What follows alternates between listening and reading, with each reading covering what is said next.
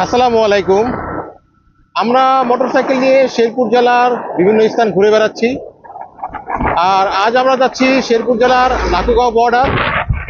যারা passport visa নিয়ে India যান এই বর্ডার দিয়ে, তারা হয়তো অনেকেই চিনে থাকেন। বর্ডার হতে এরিয়াটা অনেক সুন্দর, রাস্তাটা অনেক সুন্দর। আমরা নালিতাবাড়ি বাজার থেকে রওনা দিয়েছিলাম, তো আমাদের হয়তো বা 20 থেকে 25 মিনিট সময় লাগবে বর্ডারে পৌঁছাতে। আমরা প্রায় কাছাকাছি চলে এসেছি। তো আমাদের অংশটুকুর নাম হচ্ছে নাকুগা বর্ডার, আর ইন্ডিয়ান অংশটুকুর নাম হচ্ছে ডালু বর্ডার। তো আপনারা সাথে থাকুন, আমরা যাচ্ছি নাকুগাঁও বর্ডার।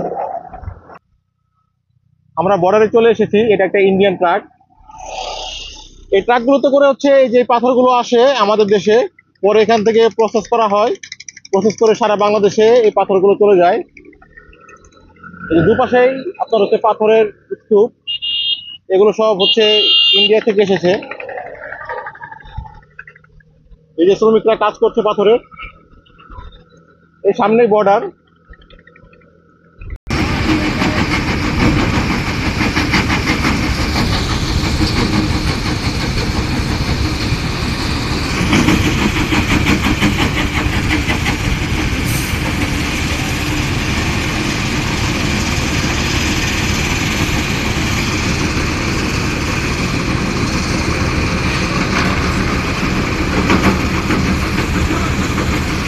আটো করি।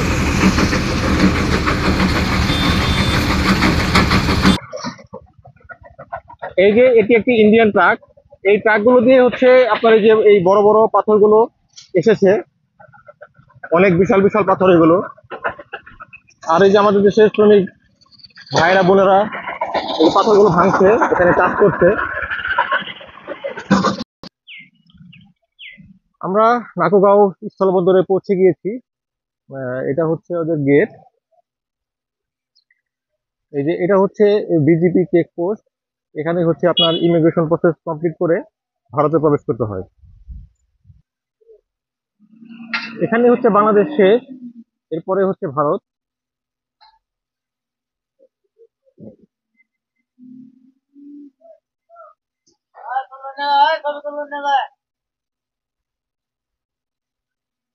তো হচ্ছে এই বর্ডার দিয়ে যারা ভারতে যেতে যাবেন, তাদেরকে হচ্ছে ভিসা আবেদনে ডালু বর্ডার সিলেক্ট করতে হবে। যেমন হচ্ছে আপনার কলকাতা যাওয়ার জন্য যারা বেনাপোল বর্ডার দিয়ে যান, তারা সিলেক্ট করেন বাই রোড হরিদাসপুর। তো এই বর্ডার দিয়ে যেতে হলে আপনাদেরকে সিলেক্ট করতে হবে বাই রোড ডালু। এই বর্ডার থেকে বাংলাদেশের বিভিন্ন স্থান কতটুকু দূরত্বে এটা লেখা আছে এখানে। সবাইকে ধন্যবাদ।